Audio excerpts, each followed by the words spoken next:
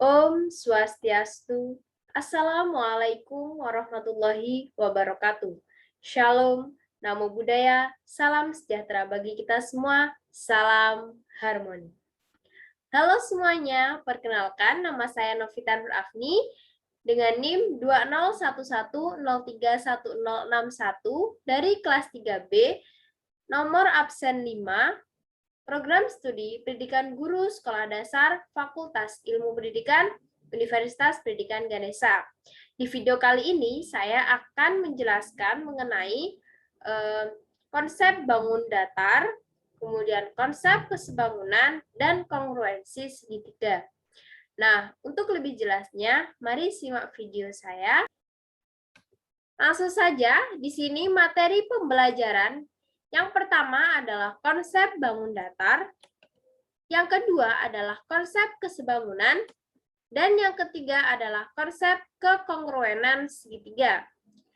Masuk pada materi yang pertama, yakni bangun datar. Bangun datar adalah suatu bentuk yang memiliki dua dimensi, yakni panjang dan lebar, namun tidak memiliki tinggi atau tebal.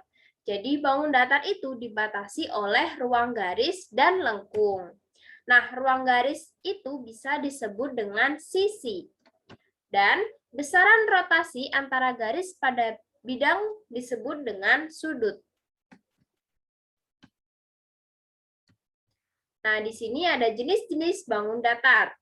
Yang pertama ada sepersegi, yang kedua ada segitiga, yang ketiga ada lingkaran, yang keempat ada persegi panjang, yang kelima ada trapesium, yang keenam ada belah ketupat, dan yang ketujuh adalah jajar genjang. Nah, saya akan menjelaskan sifat-sifat bangun datar yang pertama, yaitu adalah persegi, yaitu memiliki 4 sisi yang sama panjang, memiliki 4 sudut sebesar 90 derajat, memiliki 4 sumbu simetri putar dan lipat. Nah, di sini saya sudah memiliki sebuah bentuk persegi seperti ini. Jadi, persegi ini memiliki 4 sisi. Nah, di mana sisi tadi merupakan garis tepi yang membatasi sebuah bidang datar. Nah, di sini ada lambang seperti ini. Itu menunjukkan bahwasannya sudut di dalam persegi ini sebesar 90 derajat. Nah, setiap pertemuan antara garis sisi ini membentuk sudut 90 derajat. Ini memiliki 4 sumbu simetri putar dan simetri lipat. Untuk contoh benda konkretnya adalah seperti kotak ini. Kotak ini berbentuk persegi. Jadi persegi itu sisi-sisinya sama panjang. Jadi panjang garis tepi yang sebelah sini itu sama dengan garis yang atas.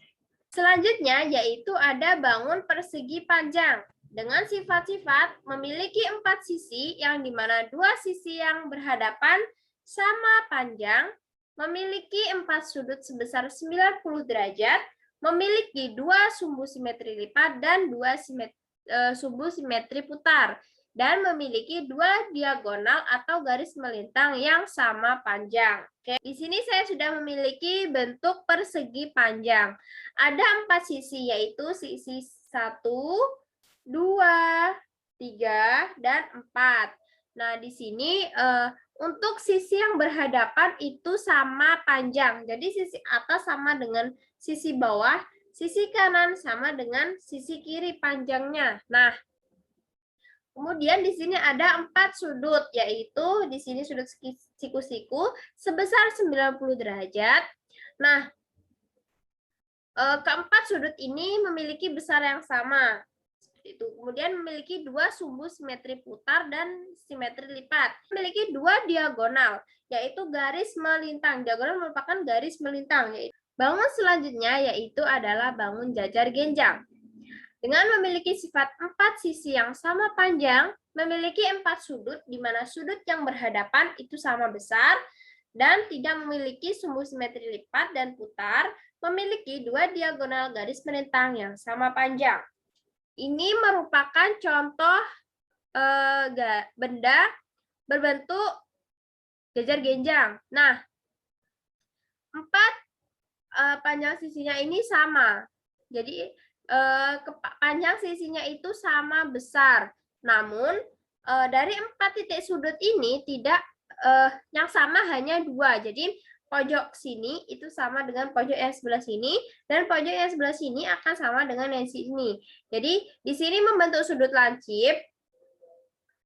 Kemudian yang di sini membentuk sudut tumpul lancip di mana kurang dari 90 derajat dan sudut tumpul lebih dari 90 derajat.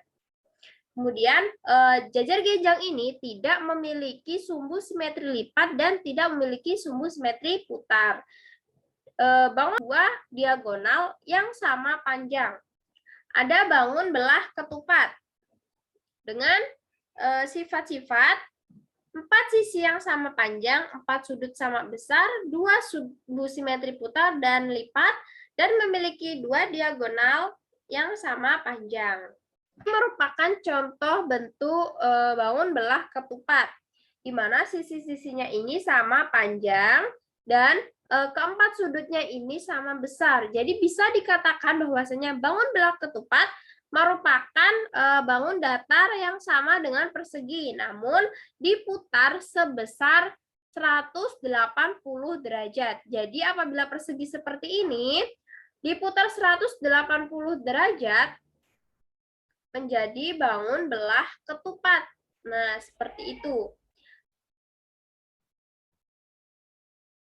Bangun selanjutnya adalah segitiga dengan memiliki sifat-sifat 3 buah sisi berupa garis lurus, di mana kalau segitiga ini ada 3 macam segitiga, yakni segitiga sama sisi, segitiga sama kaki, dan segitiga sembarang. Nah, panjang sisinya ini sama panjangnya. Nah, namun apabila segitiga sembarang maka tidak ada sisi yang sama.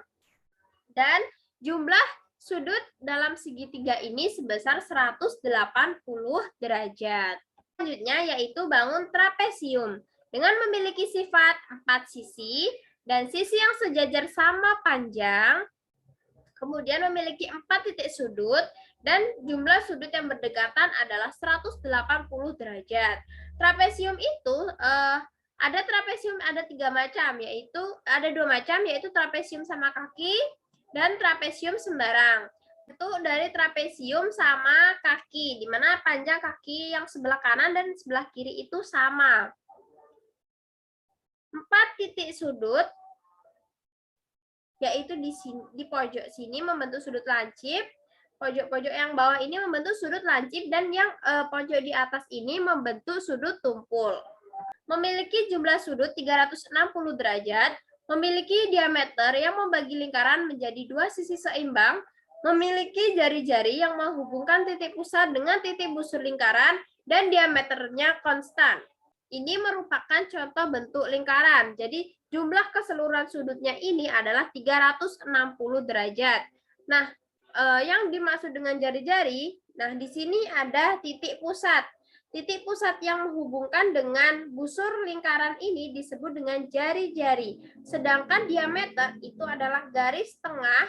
Jadi dari jari-jari ini diteruskan hingga ke titik busur lingkaran yang satunya. Jadi membagi 2 sebuah lingkaran itu disebut dengan diameter. Selanjutnya masuk pada materi yang kedua, yaitu konsep kesebangunan. Nah, 2 bangun dikatakan sebangun jika memiliki bentuk yang sama dan sisi yang bersesuaian memiliki ukuran yang sebanding.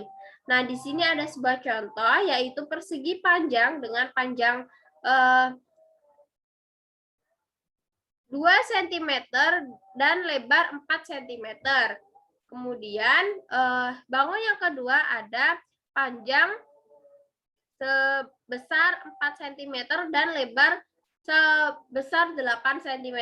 Nah, dari sifat yang pertama, bentuknya adalah sama. Bangun A dan bangun B itu sama-sama persegi panjang. Dan sifat yang kedua, itu sisi yang bersesuaian sebanding. Nah, bisa kita katakan sebanding dengan cara panjang A dibanding panjang B, yaitu 4 cm dibanding dengan 8 cm. Kemudian disederhanakan menjadi perbandingan 1:2. Kemudian lebar A dibanding dengan lebar B, yaitu 2 dibanding 4, disederhanakan menjadi 1:2. Jadi, perbandingan dari dua bangun ini sama besar. Jadi, dua bangun ini dikatakan sebangun karena memiliki bentuk yang sama, sisi yang bersesuaian itu sebanding. Selanjutnya, yaitu yang ketiga, kongruensi segitiga. Segitiga dikatakan kongruen apabila memiliki bentuk dan ukuran yang sama, di mana sisi-sisi yang bersesuaian harus sama panjang, sudut-sudut yang bersesuaian harus sama besar. Di sini ada contoh segitiga yang pertama dan segitiga yang kedua. Nah, di sini sisi-sisi antara segitiga ini sama. Jadi ini merupakan segitiga sama sisi, dan sisi sebaliknya juga sama. Jadi sudut-sudut yang bersesuaian itu sama besar. Sekian pemaparan dari saya terkait materi dasar bangun datar, kemudian konsep kesebangunan, dan konsep kongruensi segitiga. Semoga apa yang saya sampaikan bisa dipahami dengan baik. Saya tutup dengan wassalamualaikum warahmatullahi wabarakatuh. Om Santi Santi Om.